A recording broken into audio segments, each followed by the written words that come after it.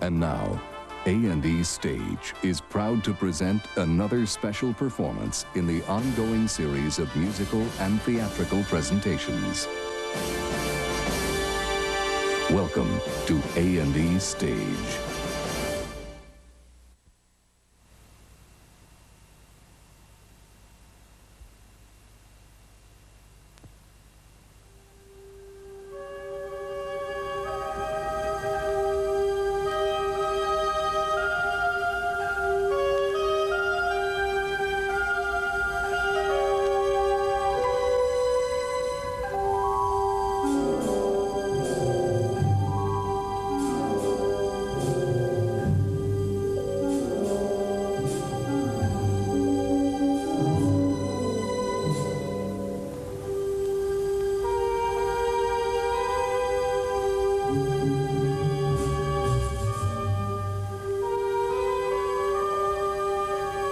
The German Pavilion at the International Exhibition in Barcelona of 1929.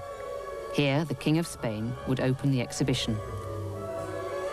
The pavilion, which was itself to become a landmark in modern architecture, contained two special chairs for the King and Queen.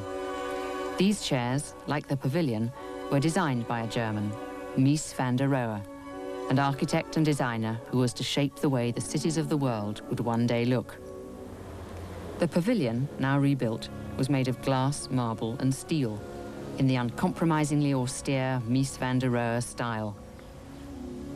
The chairs, like the pavilion, are apparently simple and yet somehow luxurious as well. The design was refined down to essentials. Two white pigskin cushions resting on leather straps fixed to a chrome steel frame. It was a ceremonial chair, a modern throne. Mies van der Rohe said, "I have designed a chair fit for a king to sit on."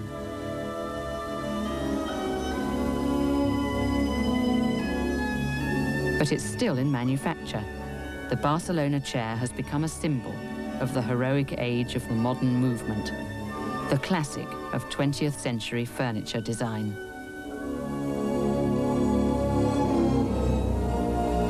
The Barcelona chair is quite clearly one of the world's most beautiful chairs. Its proportions are perfect, there's no doubt about it. I think Mies spent an awful long time just thinking about the way the lines intersect, the way they balance, etc. And on those grounds, it can't be faulted. It's something that designers have always called a classic. I've known it for some time quite well, but for me it's not so much a classic as an archetype. It stands for a period in time when it was designed. It's if you like, one of the original modern movement things. One of the original guys actually designed it, and therefore it had the opportunity of being on the ground floor of that whole thing, and therefore it's lasted a long time. I think history will look at it and see it as an archetype, as an example of this kind of thing, and therefore it will remain a classic. It reflects back on the appeal, the delight, if you like, that these designers and architects had at that moment. They were fascinated by this kind of honesty, if you like. And it's a very, very clear statement of that. Difficult to say when the concept of design classics begins, but I suspect it began with the modern movement, with the idea that you could make timeless, universal objects that weren't going to date.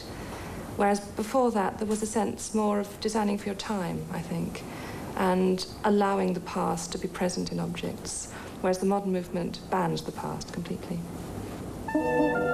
Mies van der Rohe was one of the legendary figures associated with the Bauhaus. Bauhaus principles taught that everyday things, made available to ordinary people cheaply through mass production, would, if well designed, be beautiful and good. The machine would not only transform the objects people used, it would also transform their lives.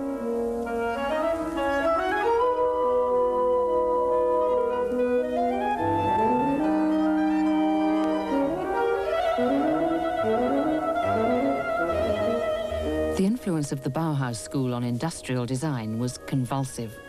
This was because of the persuasive powers of those who worked there, and because they were scattered round Europe and America when Hitler, unenthusiastic about the socialism which went with the artistic fervour, closed the school in 1933. Mies was the last director of the Bauhaus. He did some designs for the Nazis, but he'd once been a member of the Novembergruppe, a leftist group of artists and architects devoted to sweeping away all old, bourgeois forms of art. Mies' most famous early projects were for office buildings, exhibited in Berlin in the 20s. They were revolutionary celebrations of the possibilities open to architects who had the courage to turn away from the past and commit themselves to the materials and the technology of the new machine age.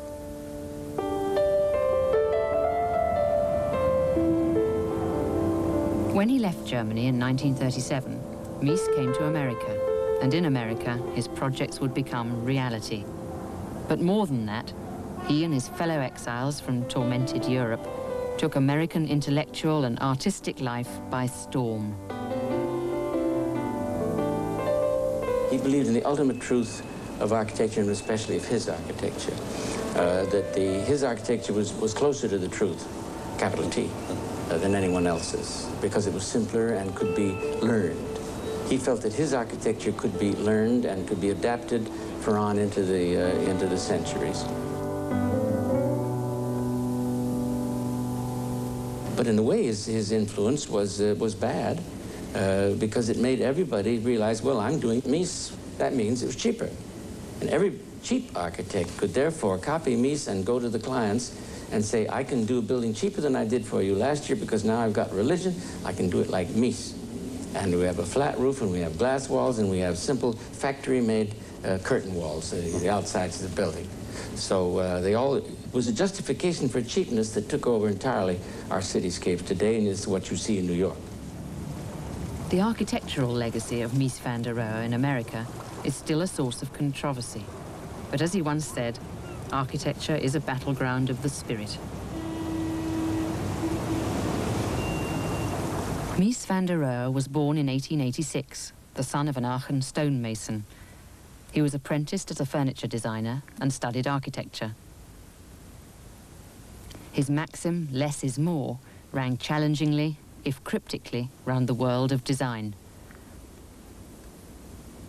His first chair, called the MR chair, was designed in 1926, but influenced by the classically shaped bentwood chair of the 19th century.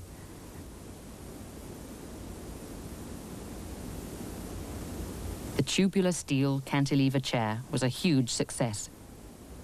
It's been copied in one form or another all over the world. Through patents, it provided him with a principal source of income in Germany after the Bauhaus closed. The Brno chair was designed in 1930. For Mies furniture was designed to occupy space, just as architecture did, and it should be subject to the same chaste disciplines as the buildings for which it was designed.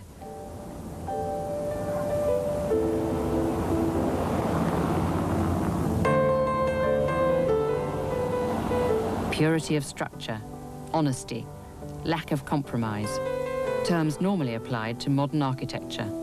They apply even more to the Barcelona chair.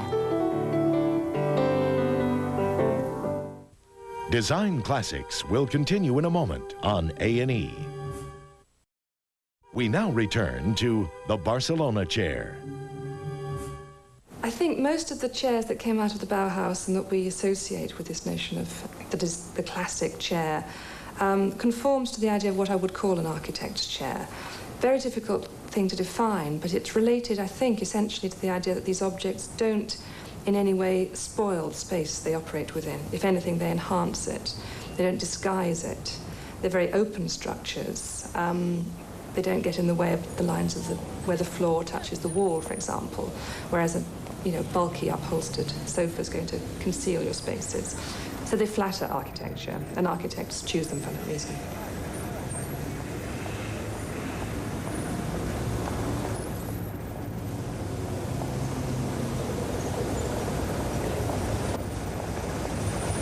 They're not a domestic chair. They're reasonably comfortable, but I wouldn't like to spend a couple of hours watching television. I'd rather sit in a Breuer long chair or an Eames barber's chair. It's not that sort of chair. It's a formal chair, designed for a formal occasion. But it's a very good entrance chair in a lobby like this. And I think that after 24 years, if I was designing a similar building, I'd still pick these chairs in this situation. The simple, familiar bentwood chair could claim to be the forerunner of modern classic chair design. Designed by the Tonnet brothers in the 1850s, it's still produced in various forms. Most other chairs which jostle with the Barcelona chair as icons of avant-garde design are the work of architects, such as the red-blue chair designed by the Dutchman Gerrit Rietveld in 1918. Le Corbusier's chaise longue, designed in 1928 in chrome and pony skin. Another Bauhaus old boy, Marcel Breuer, designed the Vassili chair in 1925. Eileen Gray was an Irish designer, much influenced by Le Corbusier and the Bauhaus. Her interiors were uncompromisingly modern, yet she was not above adding a touch of chic, with furniture influenced by the Orient. In more recent times, Charles Eames' moulded rosewood and leather lounge chair, designed in 1956, has taken its place in the canon. Most of these chairs are not seen in people's homes much, but find their space in architects' offices and such temples of taste as this, the Museum of Modern Art in New York. Here, chairs claim equality with the great 20th century works of art in painting and sculpture. None more so than the Barcelona chair. Considering that that chair was and is one of the most highly refined and delicately, carefully crafted pseudo-machine-made objects around, it's an extraordinary historical performance. I don't think that there's any object quite comparable. I'm imagining, for example, chairs by, let us say, Robert Adam. I don't think Adam designed any piece of furniture that remained in favor and as a benchmark for continuing design practice as long as Mies's Barcelona chair. That isn't to say that Mies is a better furniture designer than Robert Adam, but simply that Mies set out to design something that would endure. And so far, he shows every sign of having succeeded beyond anybody's expectations.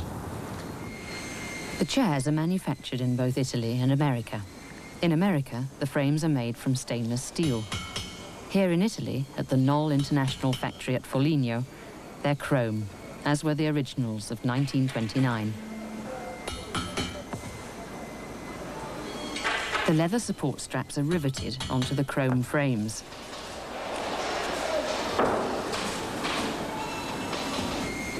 The twin steel strips are welded together to form the frames.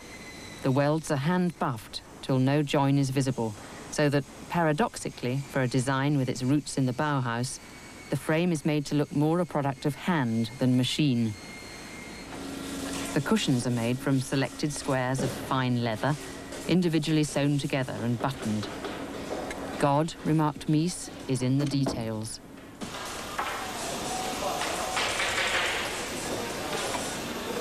The company was founded by Hans Knoll, who'd started by making furniture for the Bauhaus. Today, it still manufactures classic Breuer and Mies van der Rohe chairs.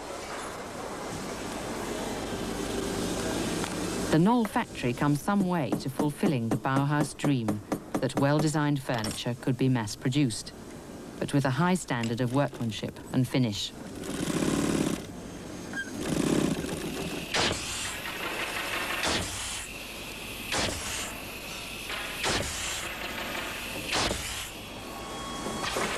But the Barcelona chair is scarcely for the working man. It costs £2,349 and is only made to order.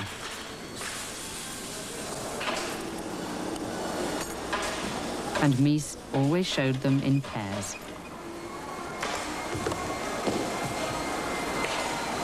The chairs no longer look especially avant-garde. Modernism has become just another style. Design Classics will continue in a moment on A&E. We now return to the Barcelona chair. I think there's a swing back to architects and designers designing furniture, but a lot of it, like the Memphis range and styles, is very, I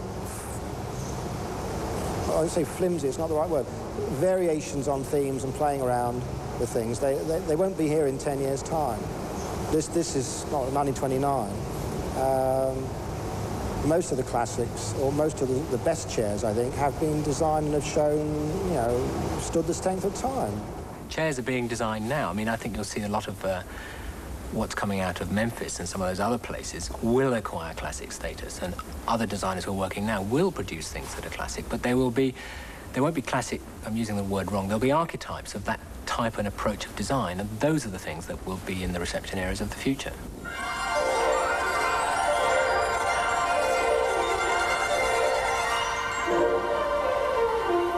Memphis is the name of a design group in Milan, led by an anarchic Italian, Ettore Sottsass.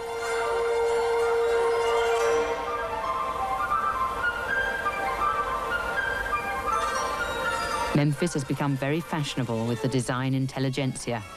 It rejoices in cheap and ephemeral materials, in the popular, even the gaudy.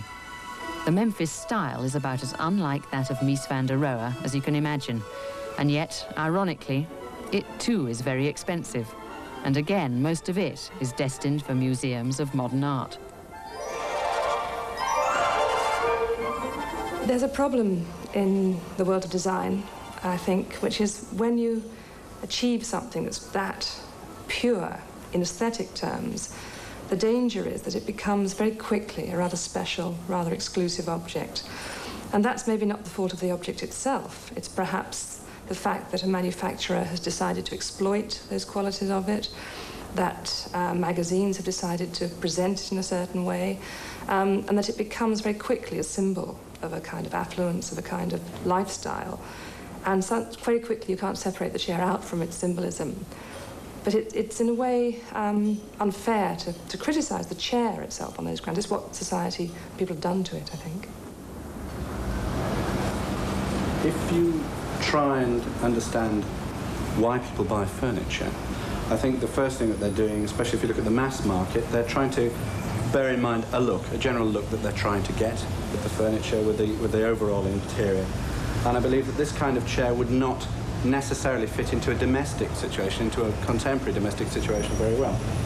It works beautifully well when it's spread out in this way, and you can see the chairs from low angles and what have you, and appreciate them in that way, but I don't think that they'd fit into a contemporary domestic setting very well at all. I disagree with Richard. I mean, I think they'd sell a hell of a lot more chairs if they were a tenth the price of what they are, probably 10 times more than they're currently paying. But I do agree that they're not the kind of chair that's made for a domestic environment, not to my mind. They're the kind of thing that you want in big reception areas, status symbol. I mean, I dare say there are private people who buy them, and they probably fit very well in that particular type of house, you know, where there's a lot of artifacts around.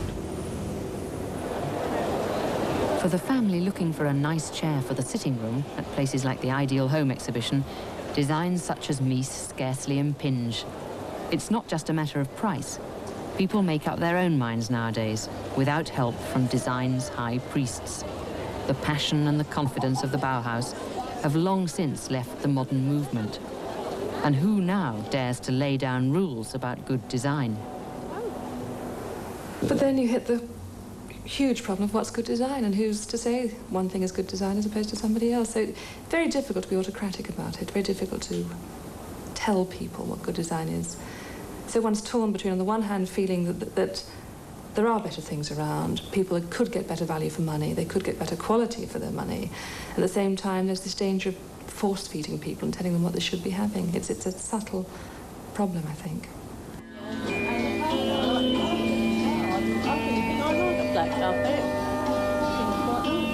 Design moralists argue that the public can only choose from what they're offered. The commercial operation of the marketplace, they say, stops objects of the highest quality ever being offered to every man. Bauhaus was a long time ago, and nowadays people can take it or leave it. good design is something that's changing. Good design is propounded by the Design Council, is if you like, modern movement type of thing. But nowadays, good design, you find it everywhere, and it's lifestyle niched, it's something for everyone, and it need not necessarily cost a lot of money. In fact, we prefer it if it doesn't. Everything's got to be designed by somebody. Good design is not expensive if people go about it the right way. Some things have start having a rarity value. This is a handmade chair. It's bound to be expensive. So is a handmade suit or a handmade pot or something like that. But no, I don't think it should be expensive. It probably could be covered in a cheaper form, but it wouldn't be the same object. It's an interesting comparison, I think, with something like Marcel Breuer's little cantilever chair, which you can buy in a number of versions and at a number of different quality levels. And yet, I think to some extent that the quality of the original is in the cheaper versions, but not the finish. And money buys you quality, I'm afraid. The notion of elitism is a difficult one. I think it's a combination of cost, inevitably. If it costs a lot, it's got a limited market. But it's more than that. It's like a symbolism of the object, the way it communicates its essence. And the Barcelona chair, however one looks at it, has been associated with rather special, rather affluent environments right through its career. One has to look back at the way Knoll promoted it in the 1950s and look at the American magazines that showed it in interiors. And they were certainly affluent interiors, the kind of interiors that wealthy American suburban people would have desired.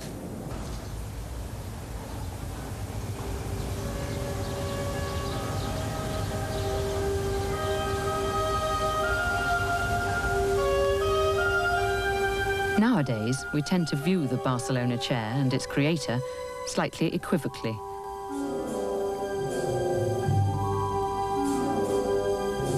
We admire the chair's chilling beauty, and yet we're uneasy about a design that seems to have rather too much dogma attached to it, as well as its supposed elitism. At the Barcelona Pavilion, Mies once dismissed an ordinary passer-by whom he found sitting on the chair. "I have designed benches outside for people like you," he said. But history tells us that the King and Queen never actually sat on the chair either. Perhaps really it was just meant, like his early architectural projects, to be looked at, admired, and argued about.